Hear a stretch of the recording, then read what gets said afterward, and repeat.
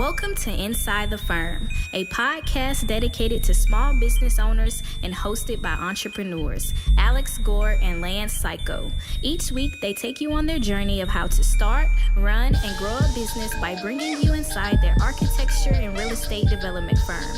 Get a behind-the-scenes tour of how these business leaders manage their clients and foster company culture while creating new and innovative projects. And now your hosts, Alex Gore and Lance Cayko. Welcome to 2018, Al Gore. I'm excited. Why? There's so many things going on. The first thing is what's on our head, and these are headphones. And it's going to help us so that we don't have these loud variations. But I'm also, I can barely control myself because you said 2018, and I like to scream. I like high fives. I like to get excited about things. You know how much I like high fives? I feel like I'm talking softly. I try to high five my wife, and the other day she had to tell me to stop. Why? She's like, you don't high five your wife. You hug and kiss your wife. But babe, you're my best friend. Bestie. Nick is going to be hurt.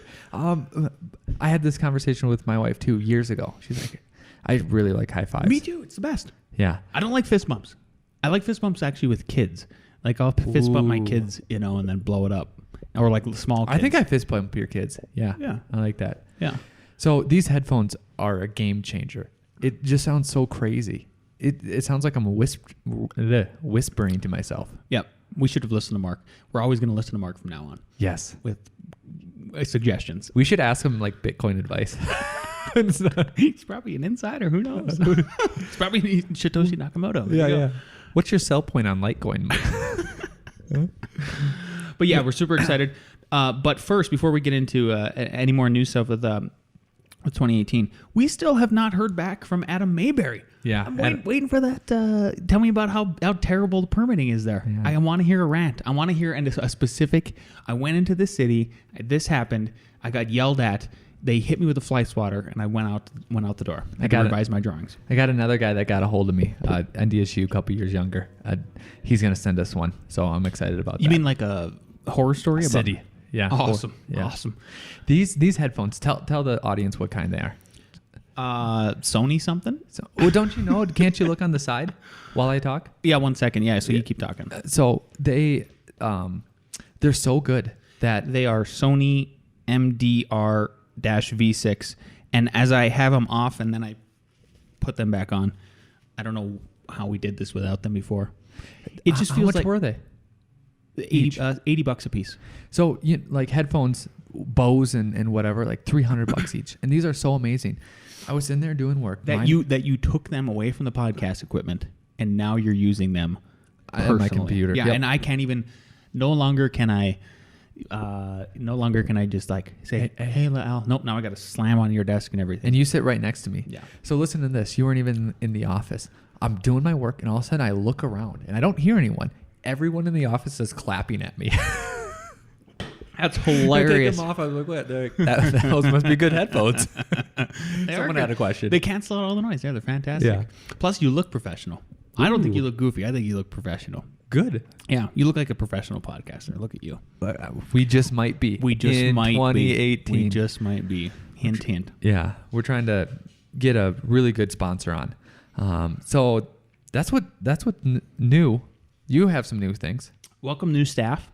We are F9 is up to 7 full-timers, which is exciting. As people, longtime listeners of this know, we started just Al and I, so that's cool. And then we have one part-time still who will eventually be full-time. Yeah, he's very productive though. I always think of him as full-time. Jackson's my boy. Yeah.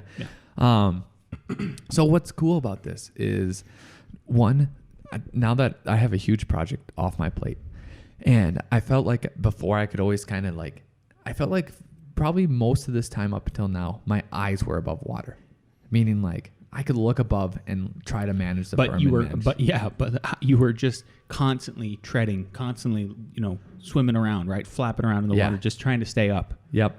And big projects always suck me back in, all that. Now I feel like my shoulders are above water.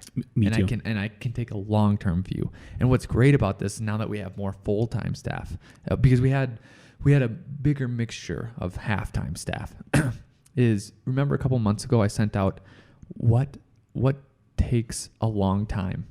What can we do in the process to make ourselves more efficient? Yep. Sure. Then one of our guys that came back had this idea, and it's great. So you've heard us talk about templates and how templates save us time and are awesome, and we sell it on RevitFurniture.com. Head over there.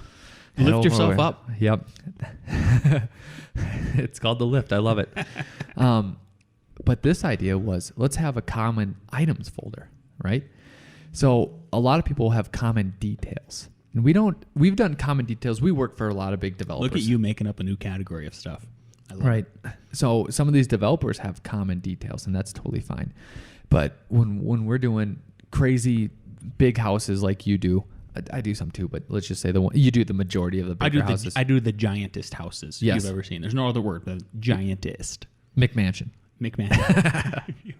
They're huge. Yeah. And I do more of production work, big builders, and then townhomes and stuff like that.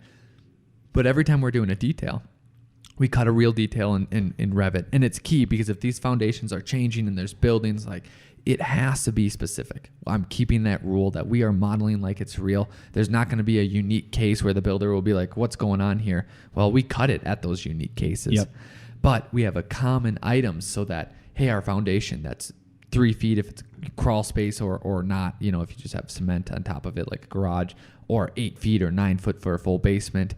We'll have those ready so that you could take the detail groups, put them on top of that, and then adjust as needed. Also, a lot of you are probably dealing with different code years, 29, 2006, 2012, 2015. So your common notes, now we have pages of our common notes that are in those years so that they update that way too. You maybe work in different cities, and those different cities have U values, R values, setbacks. So then we have Denver, this code, Denver, this zoning, Jefferson County, this. And it's just going to make it so much quicker. And we'd still say double check, but at least you don't have to go retype everything. You can just look up, numbers are good. Way to go. I am so happy about that. I'm pumped. Yeah. Can't wait. 2018. It's the year. So if you're listening, if you think that's a good idea, set some time. I'm going to make a common items stuff. And here's the testament. If you've already done it and you're doing it again, it's probably something you're going to do again. So then put it in that common items folder. You don't have to messy up your template. You don't have to expand your template so it has a million options. It's just one file you can go to where everything can be on there. Heck yeah. Congrats. I want to say a big congrats to Mark LePage and his family. If everybody else is listening to this podcast, you should also be listening to the Entre Architect podcast. Mark announced today that they bought a piece of land in North Carolina, and they are going to build a new custom house, which is super cool. It's I think every architect wants to do that. I know I did that.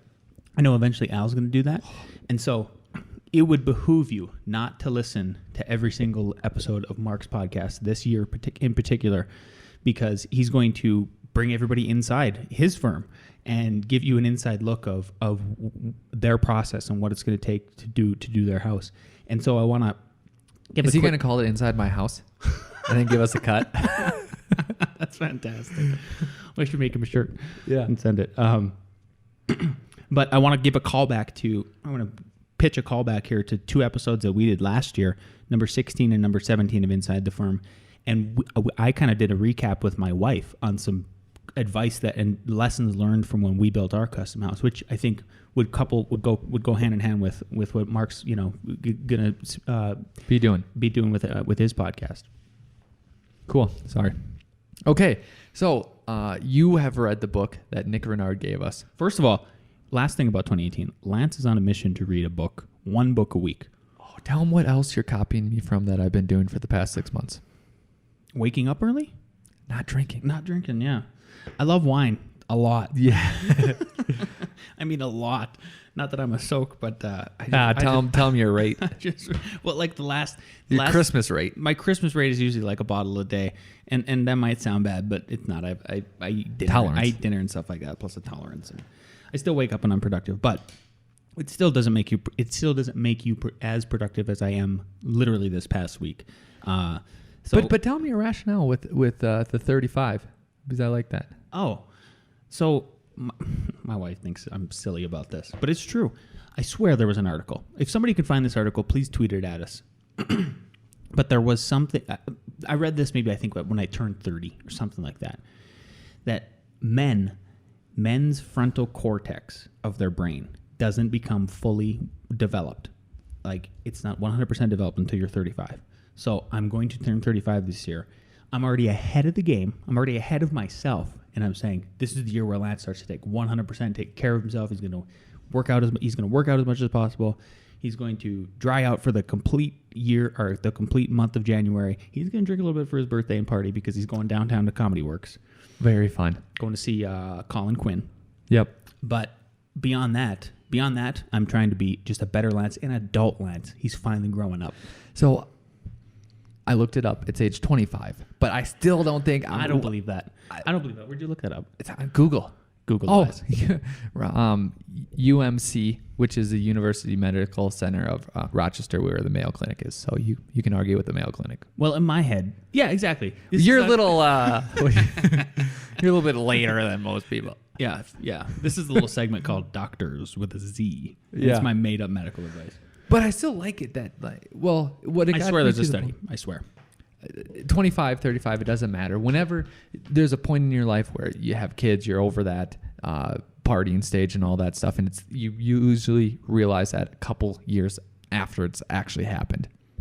So I think it's great. Yeah. So I read. So here's what. So Nick sent us an awesome book, and it's called The Carpenter.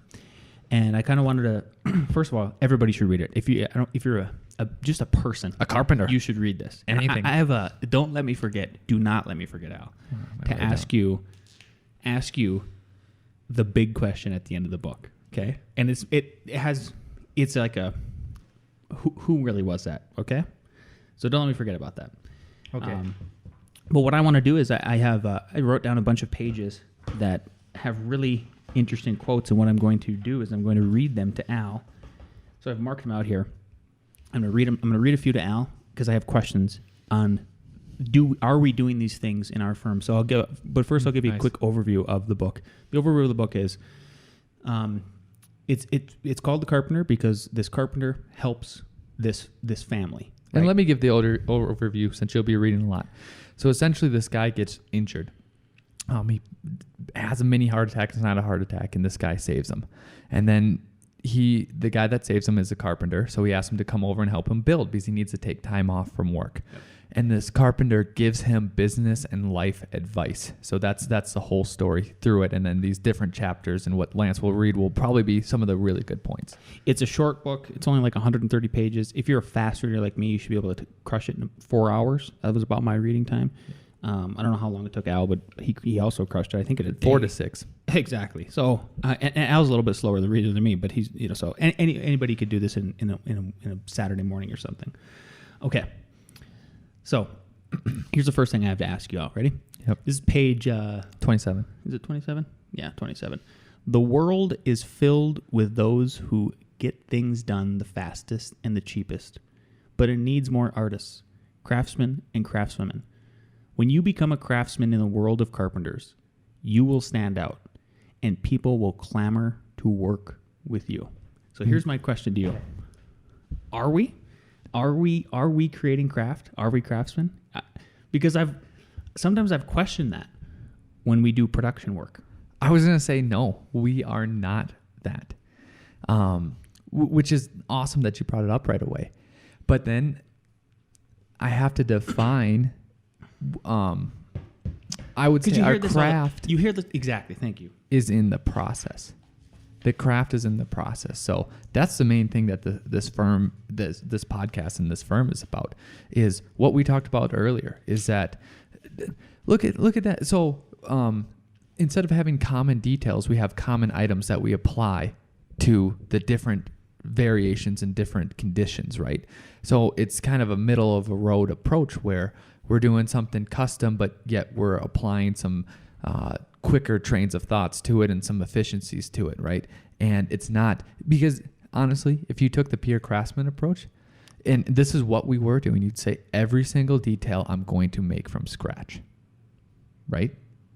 Well, you can do that, but if you have the common components and then you put them in to the real world model that you have, and then you adjust them from there, you're kind of not doing everything from scratch, and that purity is that next level when you see these chefs, you know. Yeah. And it's because it's funny. It goes into 2 books that I'm reading right now. One again, how do you do this 2 at one time thing? Pick up one in the morning, pick up one at night. Okay. Towards a new. But you don't. It doesn't jug. It doesn't. Your brain doesn't go too many places. No, like they you have sex with each other. Wow. Yeah. This is a racy have a show. brain of a brain baby. Okay. Yeah. Towards a New Architecture, and then Complexities and Contradictions by so one is Corbusier, one is Scully. Robert Venturi. And you can be pure, but then you're only solving like limited problems, right? And what you're solving is being a craftsman, and the cost of that is a little bit more. So if somehow you can bring your skill, your talent, and all that, but then bring it to more people, I don't think anyone's arguing that that's what you should do. I think that I wouldn't say we're the only ones, but that's what we're doing, and I don't see a lot of people championing that. So, one thing I think we really craft is I think because we do when we are commissioned to also do the drafting, the structural drafting, we craft some really impressive residential sets. Well, that's the majority. The majority of the structurals we do for our residential. Yeah, and I'm speaking to a project specifically down in Castle Rock that we're doing right now. The engineer went down there and he did some inspections on the foundation and everything. And the client, I haven't talked to the client since we got a permit. And the client gave some feedback to the engineer, and he goes, your guys' drawings that you guys put together were the lumberyard could not gush over them more. They were the most well-crafted, easy to read. We could easily do our takeoffs. We could count every single member that, we were framing and everything. And then he said, because you guys provided this awesome 3D view of the foundation, he's like, it was a no-brainer how to build this super, super complicated stepping, jogging craziness. Because it's like the grade on that site is like 50% grade or something like that. I mean, it's a crazy steep site, almost unbuildable. And that lesson came from failing. From failing. It wasn't Which is another thing I'm going to talk about soon. Oh, it wasn't even it was, it doesn't matter who failed. Anyways, foundations were messed up, and we thought, we model in 3D. Why don't we hide all the structure, just put the foundations, tag them, also do our different plans. Maybe even takes us an hour. I don't care. If you are not messing up foundations, you are saving. I don't feel comfortable sending out a set of drawings without doing that anymore. Without a 3D foundation. Yep. I totally agree, 100%. Especially if we're doing the structural drafting, which a lot of architects don't do, which is fine. I'm glad you got that compliment, because on this big project, I almost want that compliment. We haven't got it. Like, you realize we have 10 foundations with 5 buildings on each one of those. You should be very happy that there's 3D, in my opinion. Right. Yeah. So there you go. I to give ourselves a little bit of, but I would criticize this a little bit in this way. One way I've always heard other architects talk about being a craftsman is like, or being good at their craft is, they don't, I think it was on Enoch's podcast, the one where he was saying, I want the client to come into every single room, and I want them to think that every detail was designed. We don't do that. No. That's one where I just personally don't have the ambition I don't have the desire to do it. Yeah. I also don't think we're artists either. I don't go on. I don't even think architects are artists. Do you think they're halfway artists? Yes. Okay. Yeah. Because I think if you're being a pure artist, you're taking a material form of a painting, as anything, a sculpture, right? And your goal is to evoke some sort of emotion, something like that, right? If you take that to a room, right? Now you're balancing not just that, you're balancing HVAC, living, putting a bed in there, all that other stuff, and you are diminishing the art aspect of it because you have to accommodate these other things, which are your main purpose. Your main purpose is to house classrooms, even art, if you're, making a museum or a house or something like that. So I understand and I appreciate the art and craftsmanship that comes inside of architecture. But it's not 100%. I agree. Yeah. All right. The next thing, here's the next read I got for you, okay? This is from page 63. I tell everyone who listens that even though I'm Known for sharing success strategies, true success isn't about money or possessions. It's about people, commitment, loyalty, and relationships. In the end, we won't be measured by our bank accounts, sales numbers, wins and losses, or the size of our company, but by the difference we made in people's lives. And we make a difference through relationships. So my question to you, Al, is how do we grow our employees as people? How are we doing that? Are we doing that? Should we be doing that? Yeah, I think we are. I think we are fundamentally by a couple ways. One, when we teach them how to model and draw, we're teaching them how to construct, because our process mimics that. And even though it's a little bit harder to maybe do or think about, I actually think it becomes easier once you turn your mind to that. Then all of a sudden you're taking, someone who's a draftster just in college or something like that, who maybe doesn't have that much field experience, and then you're making them understand and become more confident and take on more responsibility, and then they become confident in their job. But isn't that growing them as a professional? But think, if you spend 8 to 10 hours at work, how much of you are a professional? Right. A third of you? Right. So I can't take responsibility for your love life. I can't take responsibility for your, I don't know, whatever people do besides work. I don't even know. But I can take some responsibility for your professional life, which is a huge part of who you are. And if I can help you rather than just give you stuff and throw you out to sea. Sometimes it's good to throw out to sea because it's a new thing and you should, figure it out. But if I can coach in a good way, I would say that you're doing that. I have a different take on it. Good. My take is it comes in 2 different subtle ways. Number one is, are you doing the little things? If you're having a phone call with one of your employees, let's say you're out, or maybe they're working remotely or something like that. Are you having the little conversations like while the time is passing, where you're just somehow you get into talking about how their dad is doing, how their mom is doing, how their brother's doing, how their sister's doing? That's a big one. And then I also think the New York trip. This is a perfect example. Like how much time did we spend when we flew our employees out and ourselves to get the Architizer Award, and how much time did we spend just hanging out with them as people? See, that's where I think you start to mold people and start to connect with those people. And it's not so. Yes, there's a professional component, but are you helping to grow those people just by being around them as a person who's not terrible? Well, here's something you missed at lunch today. So one of our employees was talking about his uncle, and it sounded kind of shady. We're like, are they part of the mob? Oh my God. Anyways, so we came to the conclusion that when we talk about our business, we're going to call it the family business. Yeah. And when anyone asks, family business. Yeah, what do you do at the family? Well, we do a lot of things. We do different things. We don't get held down to one thing. I like that. that. Well, what does that mean? You're asking too many questions. So, yeah, I think so. Now Lance is going to the next one. I just have a list of page numbers. So you're going to 82? Oh, that's what I got. Yeah, 82. Let me see here. Oh, perfect. Okay. Caring is the ultimate success building strategy. People make it complicated, but it's simple. Care about the work you do. Surround yourself with people who care. Show your team you care about them. Build a team that cares about one another. Together, show your customers you care about them. So I guess that kind of goes back to my whole, what I said about the little things. What is, are you, do you, as an employer, are you, or even a fellow employee to employee, hopefully it passes down. Are you looking for those little instances where you can kind of pull that out of them to show that you're caring about them? Like you can make, some people just come into the room sometimes. I'm guilty of it, and I'll just bring everybody down, or maybe I'm in a really good mood or whatever, but do you notice the subtlety? And then do you start engaging?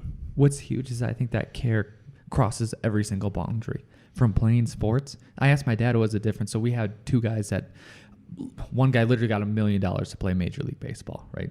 One of my neighbors. And then another kid was really good. And our team, actually, I quit, and then they went and they won the national championships for Little League. So it's probably because I quit. You were the pitcher, right? I was the pitcher. Me and Josh Rasmussen. And this Josh character, he's the $1 million. No. Oh, okay. Different kid. Anyways, even when I played, we were really good. We won city league and everything. But my dad was a coach, and he goes, these two guys, I won't name their names, but he goes, they were the best. I go, well, now looking back, I go, Dad, what was the difference between me or Josh and then these other two guys? And then he said something, I don't know if he used the word care, but it was extremely close. They in practice and everything, they just really cared. You could just tell, the focus, the determination, and the care. Because one of my buddies, he's probably a little bit more athletic than me, but not most. And this team came from our backyard baseball team. So our friend had an acre, and we'd all play baseball in the summer, and then we all decided to play. And no one was like, oh, you're strikingly more better than anyone else. Sure. But that little thing makes a huge difference, the caring. And you even see it, so that's sports, but in clients, when you're fed up, oh, I could do something extra or something I'm supposed to do for this client. But you've even said, I don't care. I'm not saying you. I'm saying everyone. I don't care. Yeah. I just want to be done with it. I don't care. Yeah. You're opening that book. You're just trying to read it? Something? No. This is coming later. All right. This one is not a quote. It's just I have a pop quiz for you. 42. If you worked for 42, maybe that would be it. What do you think the biggest gift of failure that you and I have been given? Don't you think? Yeah. So we've had failure, but it's a gift. Yep. I would say, or just not. No. How about this? Let me rephrase that. What is the biggest gift you've been given to witness another failure and not have to go through it yourself? Like, you see somebody else fail. It obviously affected you, but it translated over to this firm. I don't know. You must have something in your head, because maybe if you say something the biggest gift that I've ever been given, and it's the same for you, is I think witnessing being an employee for a firm, not having 5 or 6 legs down, and only having one, and getting them taken out from underneath them in the Great Recession, and seeing that's the issue, that's the problem. Holy cow! Like, because for as successful as those firms were, how easily was it for them to just get cut? And then we learned from that, right? Yep. That always having something for someone to do, I think, was huge. I think it's nonsense when firms don't have anything for you to do. It shows a leadership problem. And if that's your firm and if you're a leader, then you need to be called out on that, because that's on your shoulders. I think that should never happen. And then secondly, a couple stories I heard about hiring too fast. Hiring too fast. And that's where we want to link projects with people. Yep. So cool. Page 102, I got to flip to that quickly. Okay. Let's see. This is just me talking. I just like this. We don't even have to talk about it.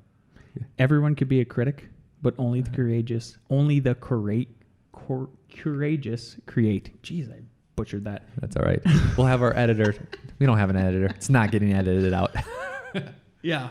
Well, those who don't create, critique. I like that one. But this was like a new. So for me, this is going to be part of my mantra for 2018 is that statement. Because last year I think I said that several times, like, those who don't create, critique, and then that helps me just deal with, like, you're not creating anything, so stop critiquing. But in this way, this one's much more positive. Yep, in my opinion. Say it again. I'll try to not butcher it. Ready? Everyone can be a critic, but only the courageous create. Yeah. Page 1. Yeah, because you can be a critic. That's fine. And then it's sort of a dismissal statement, but not as trite. Yeah. Yeah. Okay. Don't focus on building your business. Focus on using your business to love, serve, care, and build others up.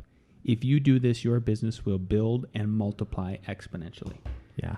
Do you have an example? I could not think of I believe it, but I couldn't think of an exact example of where you've done that, where we've done that. Well, like how it's grown exponentially. I think it goes to the concept of being a servant leader, right? And a lot of people, what I hear is that, a lot of people have trouble with that. And I think the only time that you have trouble with that is because you think there's this book. It's what I got to find out what it was. But when you go to be an officer in the British military. It's called like serve to lead. And what's crazy about it is because it links with my Army experience that when you start out, all you're doing is serving. Like, go get this, go dig this hole, go run over there, go whatever you're supposed to do, right? Same thing in an office. Go, do this, right? And then you become a leader. And then you think, now I'm in charge. I get to tell everyone what to do. And what should have happened is that if you're a leader and you're serving, you're showing someone, hey, go do this, do it like this. This is how you do it. And then you got to back away. What do you need to do that? Oh, you need extra ammo. You need an extra e-tool, whatever. Okay, I will serve you. I will get you what you need, because eventually once you get competent in the Army and probably here too, you don't want your boss looking over you or telling you what to do. Like, get away from me. Just give me my tools, pretend like you're the boss, and I'm going to do the real work. Right. Yeah. Love that one for sure. Let's see, 122. What do I got here? Okay. This is a little bit longer. When you realize everything is spiritual, you don't just build great things. You build with a great power. Whether it's a team, a business, a school, or software, your spirit and your soul should define all that you build. Your work should be a reflection of the very best within you. You are meant to create and build from the depths of your soul. When you build in this way, it will be one of the most powerful, amazing experiences you'll ever have. I love it. Our best work that has won all of our awards and is on all of those books up there come from that. From that picture right there, Lance, to all that, that's where the amazing work comes from. The problem, though, is I think it's not billable. It's not billable. It's really not. But honestly, this is, and tell me if you agree or disagree. So what else? So just let me. You guys don't have a visual because you're listening terrestrially. What he was pointing to was the tiny house, and then Doomsday Dwellings, doomsdaydwellings.com, and all of that stuff. All our fun projects that we put our souls into. Skyscraper, all that. The only issue I have with that is that if you are looking inward, if you're making your soul reality, manifesting that, you're making your soul reality, and you're manifesting that. And there's a place for that in the world. But what about someone else's soul that doesn't know how to draw and doesn't know how to construct something? Are you going to impose your soul on top of them? Isn't that being an architect? Capital A architect. Well, let me finish. You gotta let me finish. It's a two-part. Interrupting now. It's 2018 and he's still interrupting everybody. So isn't? But no. When I'm good architect, lowercase architect, isn't that being a good architect? Is when you can figure out the soul of what your clients are trying to put through their house that you're designing for them, or whatever you're designing for them, where you fundamentally get to that level. I really believe Jazz House got to that level. Yes. I even believe like the Duplex got to that level. Yes. I even believe, and I believe the Top Shelf is at that level. Yes. Where it just you can just tell, like, oh my gosh, you got the essence of these people. I think you're 100% correct, and I was just getting at the point of not to take that into the capital A where it's only. Oh yes, absolutely. That's a great point. Absolutely. Yeah. Yep. Yeah, you don't want to be total artist. Okay. And honestly, sometimes you don't know. Your clients then, Lance, if you're matching souls, your client is almost equally responsible for the great architecture that goes on. And it's hard, though. What if you get someone's who, I don't want to say their soul is tainted or whatever, but you know what I mean here. It's not going in that direction. Their tastes are not only just not good from your perspective, they're almost arguably horrendous. You know what I mean? So life is messy. Life is messy. And accept that also. Yeah. Okay, last one here. This is just one sentence, but I have a follow-up question for you. The success you create now is temporary, but the legacy you leave is eternal. What if I could ask you one right now, Al? Is this a big question? What kind of eternal legacy do you want to leave of F9? So I've been thinking about this, and what's crazy, Seriously? Yeah, but subtly running as a background program is I want the firm to be a firm that lasts forever, like SOM, like a Gensler, right like there, Gensler, right? Art Gensler, right? Where we've been reading him for I don't know how many episodes, 89 years. His spirit is in that. I mean, it really comes through. Yes. So that is part one. Part two is that I no longer buy into, like, think about when you're back in college and high school, right? And one of the people that applied to our firm, you know, he brought it out because he was so bullish with it, was, I want my architecture to become reality. I want my architecture to become reality. I see there's this new firm that I saw, CCW or CC, you were copied on the emails. CCR, one person that's going to be a guest speaker in the future. Yes. Do you know who I'm talking about? Yes. Is it CCW? Something like that. Anyways, they're awesome firm, right? Yes. I'll put them in the show notes. I haven't really heard about them, but they do really amazing work. So there's this thing where, oh, do I want to be the guy that, and I saw it at other firms, like, oh, this building was my building. And because I did this and this, I'm like, no, that's a good building. I really like it. Good job. That's okay. I don't think my soul needs to be the one that overtakes and puts my architecture like on there, because there's enough design and talent and all that. That's not the main purpose. There's something larger than that. I don't know what the answer is, but for me just to say, I did that building, that one's mine. Okay, it might be a great building. It might be an amazing building. I love when there's amazing. You can't. I love when we go up to the buildings that we do and we say, this is our building. We did this building. Yeah. That's, that kind of speaking to it. Yep. But what I'm getting at, and I think there's something larger, because Clifford Still Museum is one of the, you would argue, one of the top buildings you've ever been in your life. It's amazing. Yeah, it does the art justice. Yep. And the art, yeah, exactly, and vice versa. That is an architectural goal for me.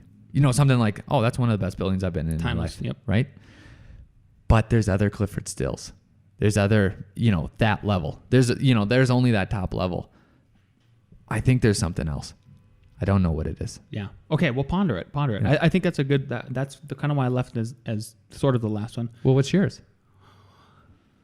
It ties into franchising. I want to.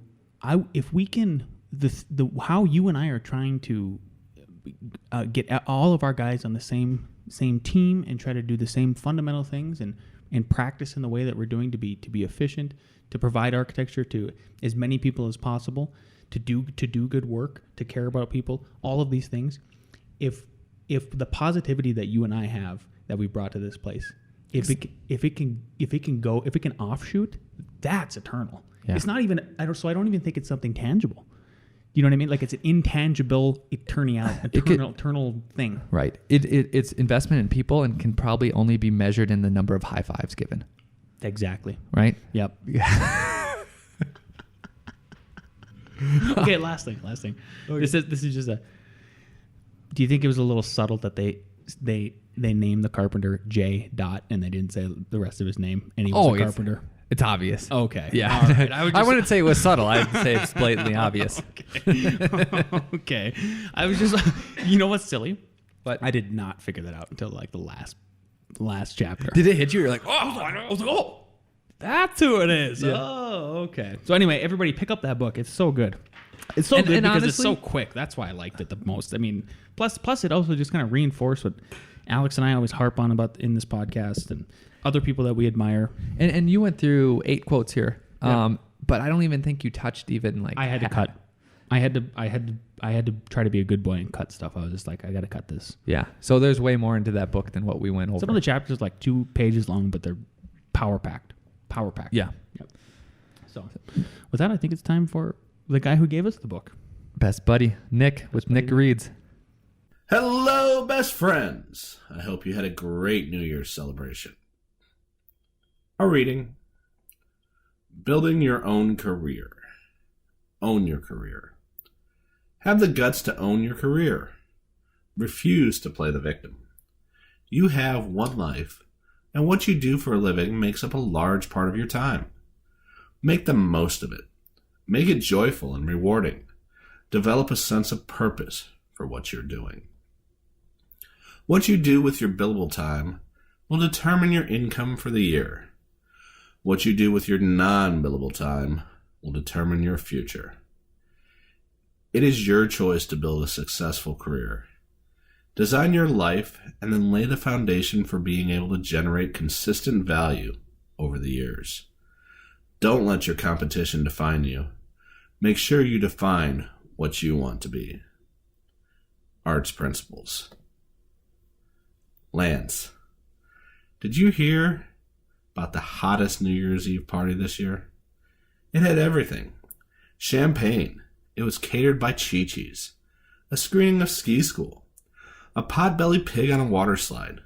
Art Gensler read my website bio. Devin Tilley. There was a balloon drop at midnight and a best friend embrace. Kind of seems like something maybe a third best friend would like to attend.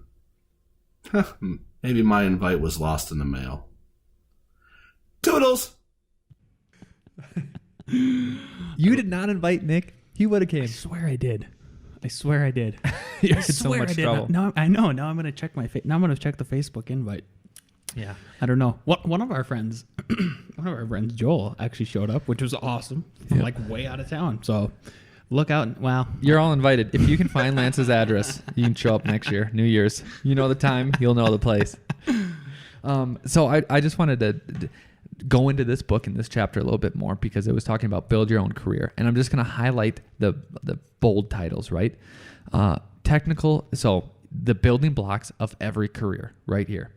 Number 1, technical skills and knowledge. You put that number 1. This is what we try to teach at school. Like a lot of schools, they try to teach all this other stuff. But if you don't have the technical skills and the knowledge, you are almost useless. You are behind so far that the other stuff can layer on top of the technical stuff. yeah.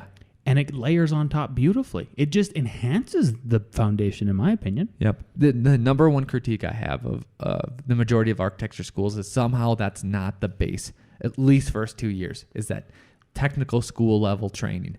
And you can still make it passionate and you can still make it beautiful, right? It's almost the opposite, right? It's literally the opposite if you think about it from a fundamental level. Sorry, Yeah. keep going. I agree.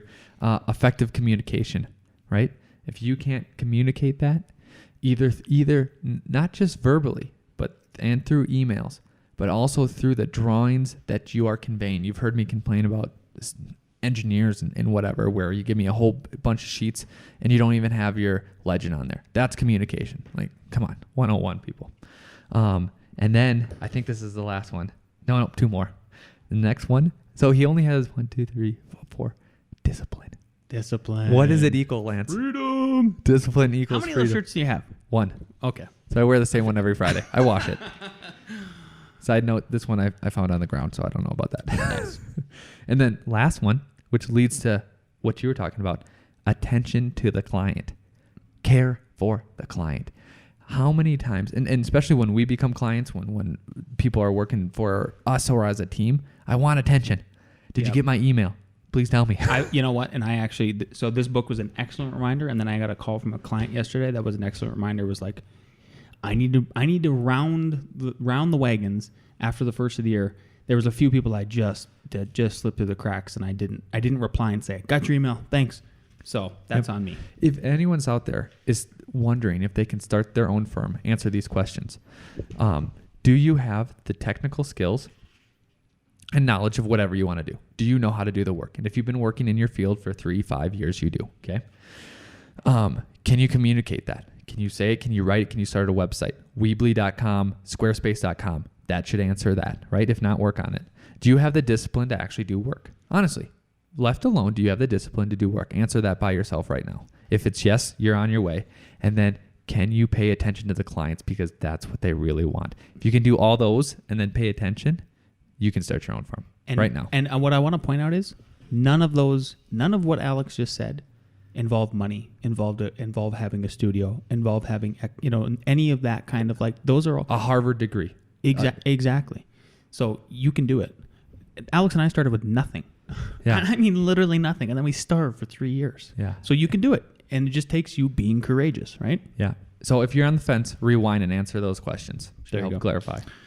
That's all we got. How do people support the podcast? Is that all we got?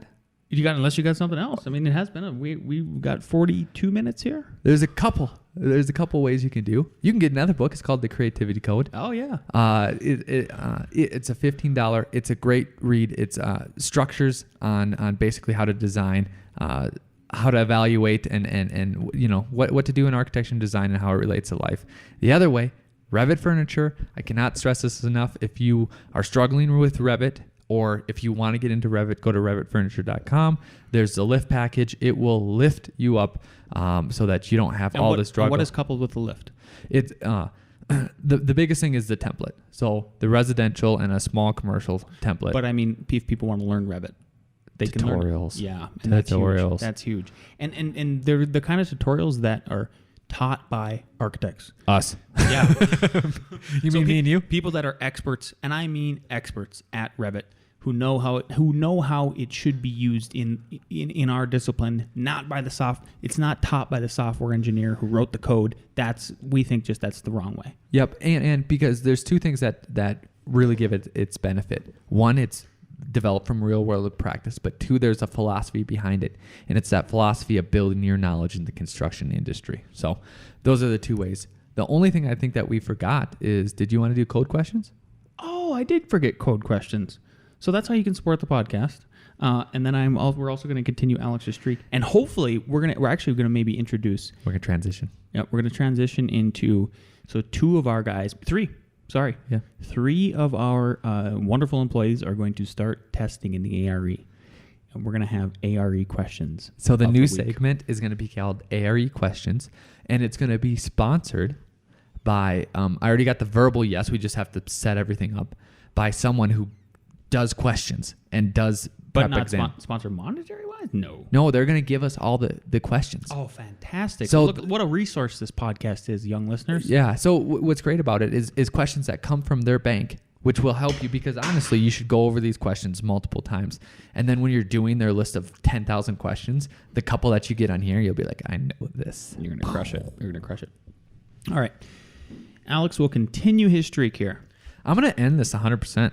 This is crazy, man. Somehow you're going to go over 100%. Yeah. IRC Chapter 5, we're still on floors. R502.6.1, joist framing from opposite sides over a bearing support shall lap not less than how many inches? A, 2 inches. B, 3 inches. C, 4 inches. D, 6 inches. 3 to 6. 3 to 6. You 3 to 6. You have to pick one. It's a minimum lap. So you have joists, they lap over a 3. Congratulations. The streak continues. The joists, okay. Second question. The joists, high five, look at that. Question 2. The joists shall also be nailed together with a minimum of how many nails and at what size? A, 2, B. So first we'll do the number of nails. Okay? Yep. A, 2, B, 3, C, 4, D, 6. So this is like a two-parter? Yep. I would put in 3, but I bet you the minimum's 2. Congratulations, 3. Good. Last, what size nails, right? And I'm going to, so A, 8 penny, B, 10 penny, C, 12 penny, D, 16 penny. 10 penny. Congratulations. I told you. Wow. High five. So honestly, though, next week, are we starting the new segment? Is it We going to should happen? be. Fantastic. It's going to be great. So yeah, you will be hearing, and how are we going to do this? Are we going to have one microphone on one side of the table, and then we're going to have another microphone on the other side of the table, and then like they get to buzz in, or? Here's the thing. Do you want them to buzz in, or since it's not a time, I mean, it's a time test, but it's not like that. We could have them buzz in, or do you want them to just write down their answers? Yeah. Like circle it. We'll decide. Okay, well, yeah. Maybe we'll do one of both. See how it works. We'll powwow about it, yeah. Cool. Thanks again, everybody, for joining us for you know what? What? We should do not the buzz in, because I think people will want to think about it. Okay, maybe. I don't know. Hey, let us know. Contact us. Let us know. Contact us. Tell them how, Lance. Follow us on the Twitter. The Facebookie. At the Facebookie. At Inside the Firm. One call of action. Like us on Facebook. You can subscribe to the iTunes feed, which is awesome. SoundCloud, Stitcher. What else is there? And then this is one thing that I've been meaning that I totally spaced out is there's an Inside the Firm group that you can join.